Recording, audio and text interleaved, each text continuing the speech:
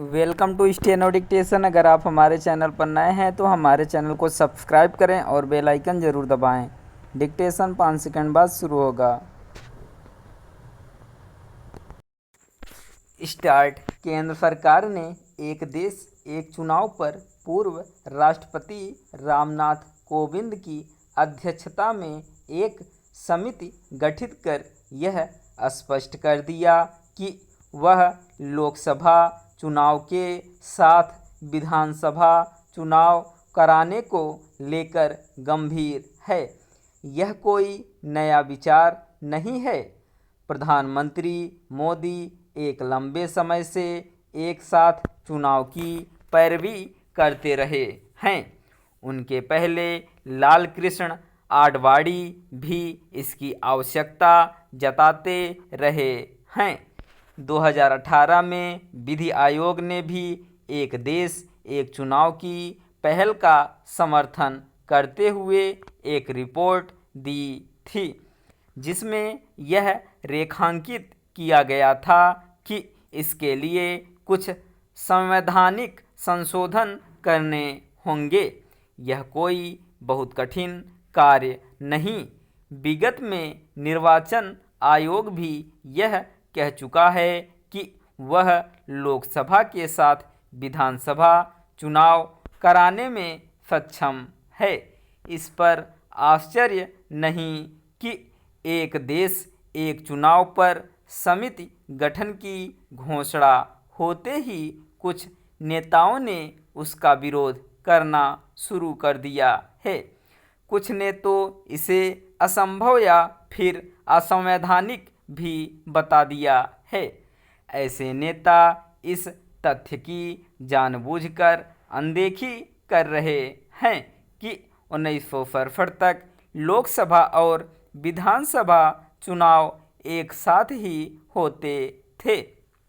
यह सिलसिला मुख्यतः इसलिए बाधित हो गया क्योंकि अनुच्छेद 356 का मनमाना इस्तेमाल करके राज्यों में राष्ट्रपति शासन लगाया जाने लगा। जो लोग लोकसभा और विधानसभा चुनाव एक साथ कराए जाने के विचार का विरोध कर रहे हैं, उन्हें इससे परिचित होना चाहिए कि कई देशों में एक साथ ही चुनाव होते हैं। कुछ देशों में तो केंद्र के साथ राज्यों और स्थानीय निकायों के चुनाव भी एक साथ करा लिए जाते हैं। यह भी एक तथ्य है कि 2019 में लोकसभा चुनाव के साथ ही आंध्र प्रदेश, ओडिशा, अरुणाचल प्रदेश और सिक्किम में विधानसभा चुनाव कराए गए थे। यदि 4 राज्यों में विधानसभा चुनाव लोकसभा चुनाव के साथ हो सकते हैं तो सभी राज्यों में क्यों नहीं? कुछ क्षेत्रीय दल इस तर्क के जरिए एक साथ चुनाव के विचार का विरोध करते रहे हैं कि लोकसभा चुनाव राष्ट्रीय मुद्दों पर होते हैं और यदि ये मुद्दे राज्यों के मुद्दों पर हावी हो जाएंगे तो इससे उन्हें नुकसान होगा। यदि ऐसा है तो फिर यह तो हो ही सकता है कि लोकसभा चुनाव के 2-2.5 वर्ष बाद सभी राज्यों के विधानसभा चुनाव एक साथ करा लिए जाएं। इससे भी समय और संसाधनों की अच्छी खासी बचत होगी।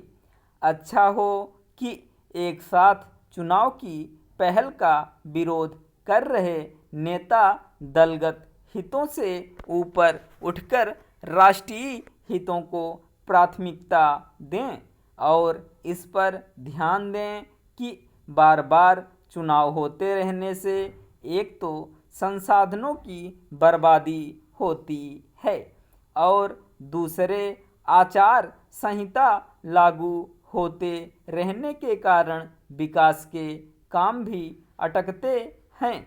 इसके अलावा राजनीतिक दल रह रहकर चुनाव होते रहने के चलते सदैव चुनावी मुद्रा में बने रहते हैं और राष्ट्रहित के विषयों पर कम ध्यान दे पाते हैं। स्टॉप।